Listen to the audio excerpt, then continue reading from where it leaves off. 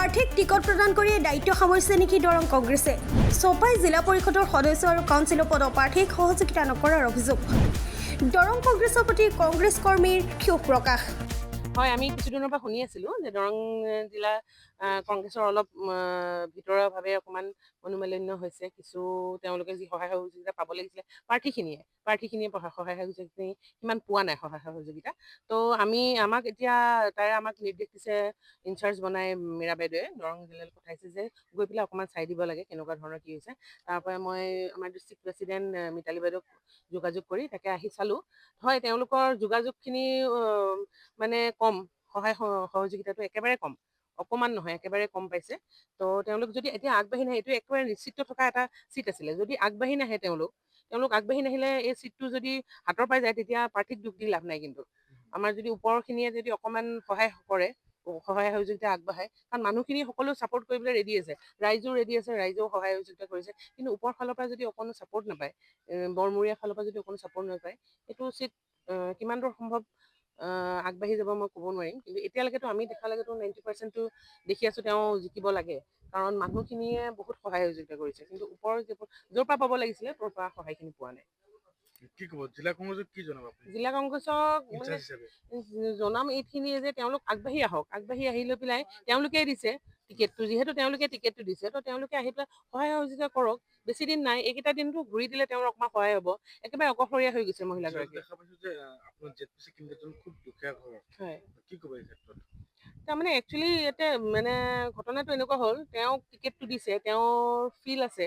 তো এতিয়া মানে তেওঁক যিটো আৰ্থিক সহায় প্ৰয়োজন, এখন ধৰক ইলেকশ্যন খেলিবৰ কাৰণে কিবা ধৰক আগবঢ়াই নিবলৈ যিটো লাগে, সেই বস্তুটো তেওঁ বৰ্তমানলৈকে পোৱা নাই। তো নোপোৱাৰ ফলত তেওঁৰ অকণমান অসুবিধা হৈছে, নোহোৱা নহয়। তো সেইখিনি মানে জিলা কংগ্ৰেছে অকণমান চাই দিলে ভাল আছিলে। যদি কিবা কাৰণত ৰিজাল্টটো বেয়া হয়, কাক দোষাৰোপ কৰিব? দোষাৰোপটো তেতিয়া তেওঁলোকে কেণ্ডিডেট দিওঁতেতো গম পাইছিলে কেণ্ডিডেটগৰাকী কেনেকুৱা অৱস্থা। তো তেওঁলোকে জানিব লাগিছিলে যে আমি ছাপোৰ্ট দিলে কেণ্ডিডেটগৰাকী আগবাঢ়ি যাব।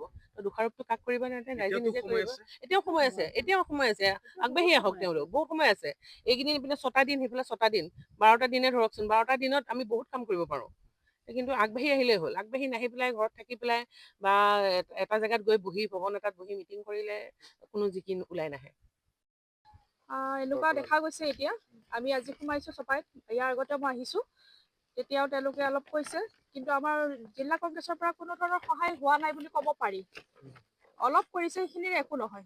এজন কাউন্সিলৰে হওক বা জিলা পৰিষদৰে হওক, সেই কেণ্ডিডেটৰ কাৰণে একো নহয়। জিলা কংগ্ৰেছ অবিহনে জয়ী হোৱাটো নিশ্চিত নে সম্ভৱ আছেনে জানো?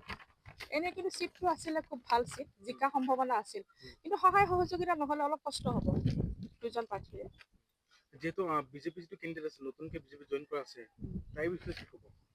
চব কেণ্ডিডেট ওলাই গৈছে, চবৰে এটা এটা অধিকাৰ আছে, ক'ব লগা একো নাই। চবে প্ৰাৰ্থীত্ব আগবঢ়াইছে যেতিয়া তেওঁলোকে যুঁজ কৰক, চবে যুঁজত নামিছে, তেওঁৰ বিষয়েনো ক'ব লগা একো নাই। নিশ্চিত হ'বনে আপোনাৰ জেডপিচি কেণ্ডিডেটজনে? 95% আশা আছে, যদি অলপ সহায় সহযোগিতা পায়। কিন্তু সহায় সহযোগিতাৰ অবিহনে চবে জানে, ৰাইজে জানে, কষ্ট কৰে। বৰকলা বা চপাই অঞ্চলবাসীক কি জনাব? আহ্বান জনাম, তেওঁলোক ওলাই আহক, হাতৰ চিহ্নত ভোট দি তেওঁলোকক জয়যুক্ত কৰক। নতুনত্ব লাগে, আৰু ৰাইজে জানে এতিয়া কি পৰিৱেশ হৈ আছে, দেশৰ অৱস্থা কি হৈ আছে। জিলা কংগ্ৰেছে টিকেট দিয়ে দায়িত্ব সামৰিছে নেকি, তেনেকুৱা অনুভৱ হয় নেকি? অনুভৱ হয়, মই মহিলা কংগ্ৰেছৰ প্ৰেচিডেণ্ট হিচাপে মই কওঁ, মোৰ সেনেকুৱা অনুভৱ হয় এতিয়া। টিকেট দিয়ে তেওঁলোকৰ দায়িত্ব সমাপ্ত হোৱা যেন পাইছে নেকি তেওঁলোকে, কিন্তু সেইটো নহয় আচলতে। আহিছিল নে জিলা পৰ্যায়ৰ পৰা নেতা কৰ্মীসকলে? তেনেকুৱা ধৰণৰ অহা নাই, এতিয়ালৈ আজিলৈ অহা নাই। মানে আমি ডিষ্ট্ৰিক্টৰ পৰা আহিছোঁ মহিলা কংগ্ৰেছ, আৰু মীৰা বাইদেউৰ পৰা আহিছে ৰাজ্যিক আমাৰ জেনেৰেল ছেক্ৰেটাৰী তুলিকা বাইদেউ আহিছে আজি। আমি আজি চপাই অঞ্চল। নমস্কাৰ, মোৰ নাম শ্ৰী জ্যোতিকা নাথ ময়েবেলি।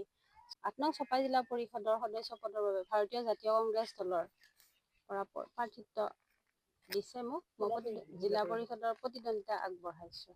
জয়ী 100% আছে, জয়ী হ'ম বুলি আশা আছে পুৰা। য'লৈকে গৈছোঁ ত'লৈকে ৰাইজে মোক সঁহাৰি জনাইছে, বিপুল সঁহাৰি পাইছোঁ মই ৰাইজৰ পৰা। মই মোৰ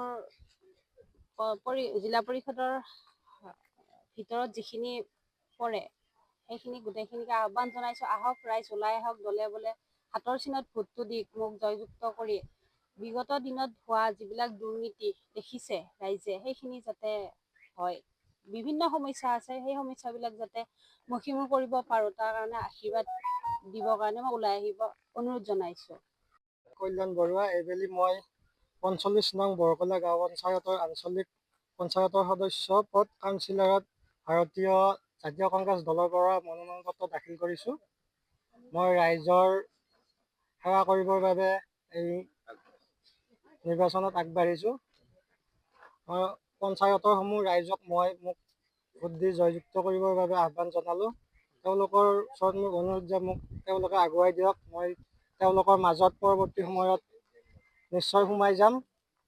অন্ততঃ মাহত এটাকে দিন হ'লেও মই তেওঁলোকৰ লগত দেখা কৰিম। তেওঁলোকে মোক আগুৱাই দিয়ক। মোৰ সম্পূৰ্ণ বিশ্বাস আছে আৰু পঞ্চায়তৰ সমূহ ৰাইজৰ ওচৰত মই গৈছোঁ। ৰাইজে মোক সঁহাৰি জনাইছে। তেওঁলোক মোৰ লগত আছে। মই নিশ্চয় জয়ী হ'ম। ট্ৰাইডেণ্ট একাডেমীত বিজ্ঞান, বাণিজ্য অথবা কলা যি ক্ষেত্ৰই হওক, ট্ৰাইডেণ্ট একাডেমীয়ে শক্তিশালী একাডেমিক আধাৰৰ সৈতে ছাত্ৰ ছাত্ৰীক আত্মবিশ্বাস আৰু লক্ষ্যৰে আগবাঢ়ি যাবলৈ সহায় কৰে। বিজ্ঞান শাখাৰ ছাত্ৰ ছাত্ৰীৰ বাবে আছে JEE আৰু NEETৰ বিশেষ ক্লাছ আৰু এক্সক্লুচিভ ষ্টাডি মেটেৰিয়েল। বাণিজ্য শাখাৰ ছাত্ৰ ছাত্ৰীসকলৰ বাবে উপলব্ধ CA ফাউণ্ডেশ্যনৰ বিশেষ কোচিং। বাণিজ্য আৰু কলা শাখাত আমি হিচাপ, বিজ্ঞান, ব্যৱসায়, অৰ্থনীতি আদি বিষয়ৰ মজবুত আধাৰ গঢ়ি তোলো। ভৰ্তিৰ বাবে ফোন বা হোৱাটছএপ কৰক 7578011234 অথবা 8812012304।